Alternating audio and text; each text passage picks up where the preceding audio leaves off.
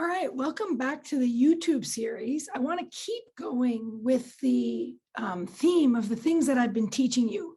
Welcome to our classroom. You're going to notice it looks a little different in this video because I want to teach you now a few of the the very powerful mechanistic models we use here at greatnessu within the ACME framework. So as you recall from previous videos, we've covered the ACME number 3, which is the performance triad, right? So focus on what you want, make sure that you know that by choosing positive emotions, and then having a physiology of power. All those 3 things combined make up your state, which dictates your choices for behavior.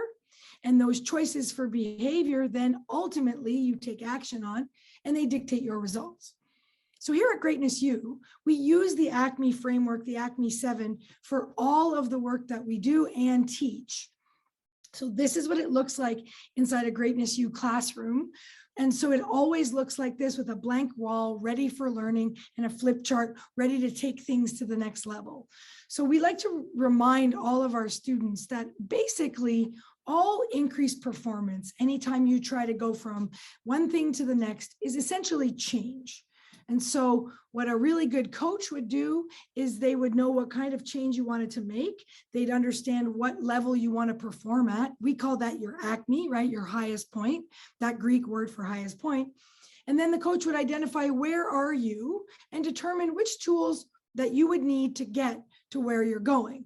Now, this is any good coach, and maybe they have really good tools that will get you there, and they recognize, that all performance is change. And in order to make change, you need to have 2 things, folks. You need to have desire, you need to have willingness. So all good coaches would know that. But we take it a step further here at greatnessu. And we teach our coaches and our CEOs, we teach them a little bit more in this framework. And you've seen it before. We call it the ACME framework. We use the acronym ACME, Accelerated Change Mechanisms of Excellence. Basically, that means we help you get where you're going faster and with less effort. How does our framework do that? Well, you'll see that the basic model for coaching and change is sort of there at the top. Identify, change, perform.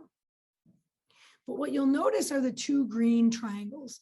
And this is our secret sauce here at greatnessu.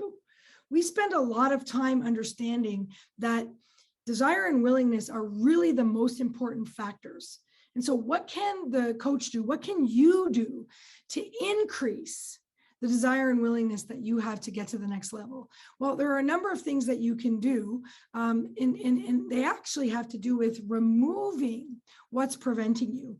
The big distinction I like to make with people is that when you're moving to a new ACME, to a new level, to a new way of being, right? Remember the process of change diagram. In fact, you know what? I'm going to draw it here on the flip chart, because the flip chart is definitely for learning. So in this process of change, which you've seen because it's our ACME number 1, right? We have those 5 stages for change, A, B, C, D, and then the new ACME here. So when you are changing anything, in order to get from here to here, you've got to let go of your comfort zone.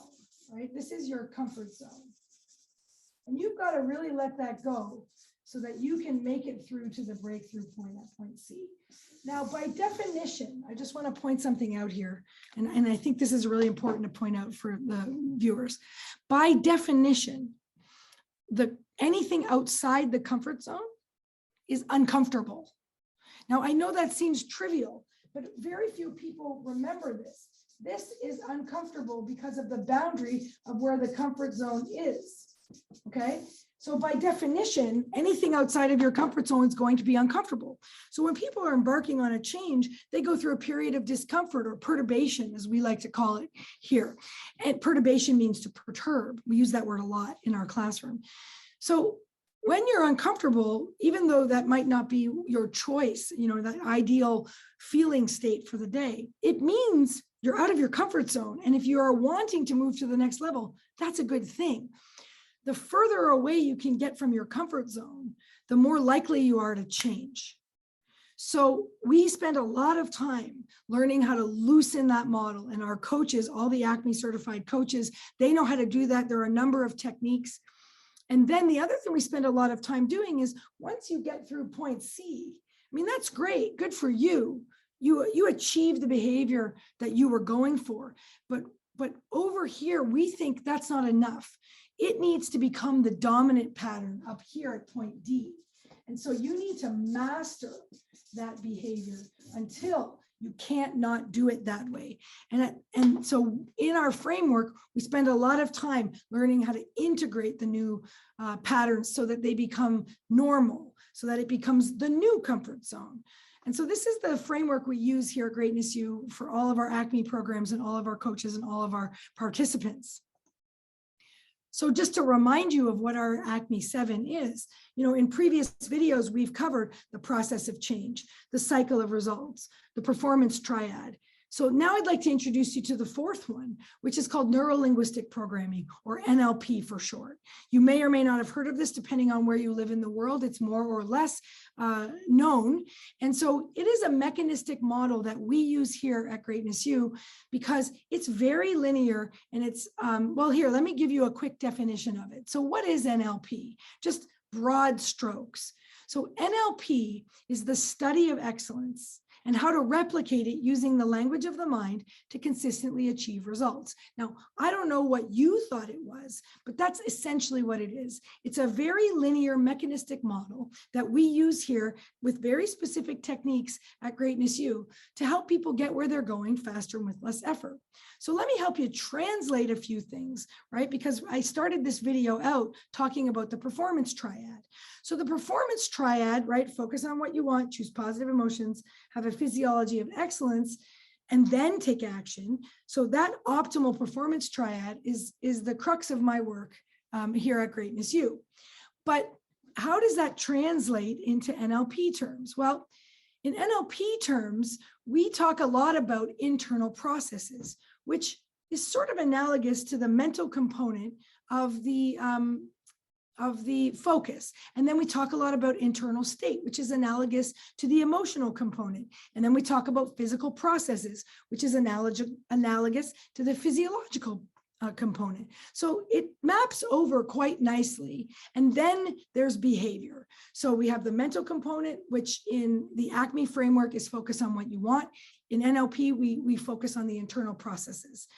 In the ACME framework, we have the emotional component to choose positive emotions. And in NLP, we're interested in the internal state. And then finally, in the ACME framework, we have a physiology of power. And in NLP terms, we're concerned with the physical process or the physiological component. All of this preceding any choices you would make in behavior. Now, it's important for me to point this out right here, right now, that NLP isn't something you do to someone. It's a process. Really, it's just a grab bag of techniques if you want to get super simple. But it's a process by which you enable people to get in touch with their resources so that they can get where they're going faster and with less effort. And the tools by which we do it deal inside the mind. But it's important to point this out, and I've said it before and I'll say it again. Okay, this isn't something you do to someone. If someone doesn't want to change, there's literally nothing you can do to change them. But if someone wants to change or is determined to change, there's nothing you can do to stop them. And so it is important to remember that being at cause and having choice in life, to know that NLP is really just a grab bag of techniques. In fact, the technical definition, by formal definition, because the NLP stands for Neuro-Linguistic Programming. So what does that mean? So neuro is the nervous system, right? So the brain sends signals through the nervous system to move around the body in the meat suit. So it's the mind body.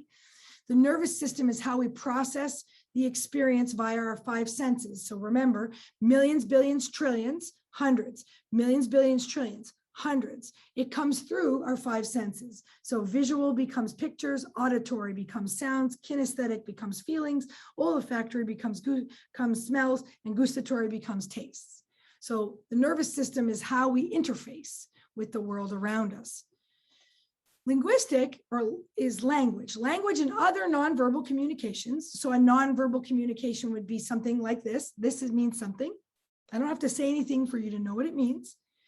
So language and other nonverbal communication systems through which our neural representations, so millions, billions, trillions, hundreds, those representations are coded, ordered, and given meaning. So this is the picture, sounds, feelings, tastes, and smells. But you'll notice in brackets, it also says self-talk. See, the voice inside your head, the commentary that you're constantly giving to life, that's unique to you. It doesn't exist out here. And that's important when it comes to NLP.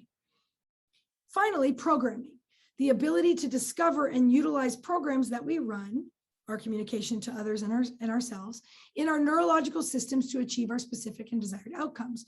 Fancy word for point D. What are the habits and programs that you use on a regular basis, and how are they linked via your language through your nervous system? All of those things combined give us NLP. Now, NLP, is not really something someone does to you. It's a do with process. So what is it? Well, it's an attitude and methodology that leaves behind a trail of techniques. So what happened when Bandler and Grinder introduced NLP to the world many, many years ago, decades ago, quite frankly, was they modeled experts who were exceptional at getting results, and they turned those experts, those models, into processes that they could learn for themselves and teach to others. So what NLP is a record of those processes and how people, that's why we say it's how to use the language of the mind to consistently achieve results. It's a study of subjective experience and how it affects our behavior. So how does the filtering of millions, billions, trillions into hundreds affect our choices for behavior, which affects our outcomes? And finally, a realization, and this is profound, that our words do not describe the world we live in, but rather they determine it. Now, what is NLP in a nutshell? Well, here's a basic framework of the kinds of things that we teach in NLP. Remember, the first part of that diagram of the NLP in terms of the performance triad was the internal process. So in NLP, we learn a lot about what's going on inside the mind. Specifically, before we can even go down the road of using any techniques, we want to know, how do you know what you want? How do you set outcomes? So that's right here on the slide. And then having the sensory acuity, or the ability to determine how to know how you're getting what you want. And then we learn things like rapport, which is really generally developing flexibility of behavior so that we can modify our behavior to get what we want based on discovering we're not getting what we want, so we can change. And then just general in language, how to communicate effectively so that the model I have in my world more or less matches the model you have in your world, so we can exchange information and we're not talking, on completely different levels. And then finally here at the top, you see we're concerned with changing internal processes. These are all the strategies we use to get our results. And finally, there are techniques within the concept of changing your internal state. In NLP, we call them submodalities and anchoring, and that helps us get control of the choices we make around the emotional state that we're in. And all of this is wrapped up in our physiology, which more or less displays how it's going for us in real life. Now, one final thing I want to give you on the topic of NLP is just the convenient assumptions that we adopt in order to be able to accept the mechanistic model of NLP, right? Otherwise, it doesn't make sense. So these are what we call the presuppositions of NLP. And these are what the model of NLP are based upon. So before we teach any NLP to anybody in ACME, in the greatnessu, we make sure that they understand that, well, you don't have to agree with everything in this list. In order to do NLP and be successful with it, you have to at least assume or presuppose that these things might be true. So number one is called respect the other person's model of the world. This basically means that you understand that millions, billions, trillions getting filtered into hundreds means that my model of the world in my mind and your model of the world in your mind are probably going to be different. And we just respect those differences. Number two is the meaning of communication, i.e., what you say and how you communicate is actually in the response that you get from someone else. It's not in your intention. It doesn't matter if you had good intentions. If the person received it differently, then that is the reality in which you have to work. The mind and body affect each other. I think that's pretty basic. The words we use are not the event itself, but rather they're just a description of the event. So this is like saying the map inside your head, or the model of reality, or in NLP terms, the internal representation. It's not reality. It's a map or a version of reality. Millions, billions, trillions, hundreds. The most important information about another person is actually their behavior. It is not as important what they say they're going to do. What's important is what they actually do down here. All people's behavior is geared for adaptation, which means that someone's present behavior is the best choice available. This is a fancy way of saying people are doing the best they can with what they have. On that note, a person's behavior is not who they are. So in NLP, when we're practicing NLP, we accept the person. We try to work with the behavior. Another important presupposition is there are no unresourceful people, but only unresourceful states. And when you're in an unresourceful state, you cannot access your resources, and therefore you display unresourceful behavior. But you yourself are not unresourceful. Another presupposition is that I'm in charge of my mind and therefore my results, which means I have choice. And when I retain choice and remain at cause, I actually have power to change my outcome. The law of requisite variety states the system or person with the most flexibility of behavior will control the system. This is one of my favorites. Flexibility behavior is one of the most important qualities you can ever develop. Also equally important, and the premise for my entire first book, is there is no failure, only feedback. The secret of successful failing, no failure, only feedback. So this is important. And it was also, just as a side note, the focus of my undergraduate thesis in engineering, process control engineering. So I come from a very long line of study. There are no resistant clients, only inflexible communicators. And behavior and change are to be evaluated in terms of context and ecology, which means we always want to make sure that what we want is not only good for us, but it's good for around us, the environment, the people, and so on. And then finally, any and all procedures that we do, if we do any, techniques or patterns in NLP, they should always increase wholeness in the person instead of chopping it up and making it a more fragmented experience. So those are the presuppositions of NLP, and they give us a foundation on which we work. And then the techniques are designed to get you from where you are to where you want to be to your new ACME faster and with less effort. And they're very specific techniques. And if you should ever choose to learn with us or study with us, then what you'll discover is that you can learn all the techniques. They're just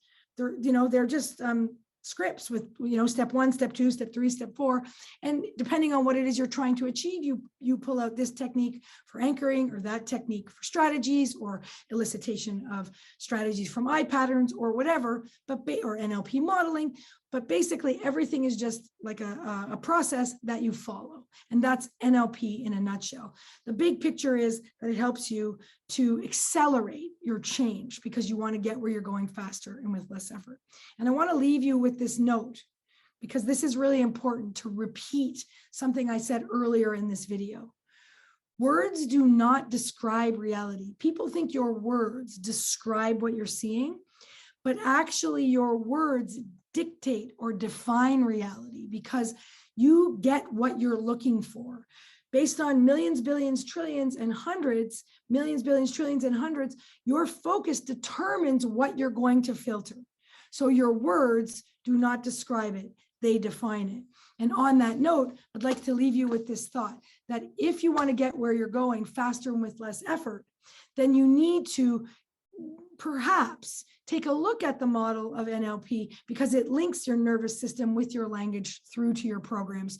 And all of that, in understanding all of that, you'll understand the connection between your words and what they are causing to come into your reality. So that's NLP in a nutshell. Join us next week when we take you through the next mechanistic model that we use here at greatnessu. If you got something out of this, please share the video, like, share, comment, get the word out. We're only as good as far as we can reach, and you help us do that, and we'd really appreciate it. And if you need any more information, just find us at greatnessu.com, and we'll answer all of your questions. And next week, we're going to look at another model. Thanks for joining us. Have a great day.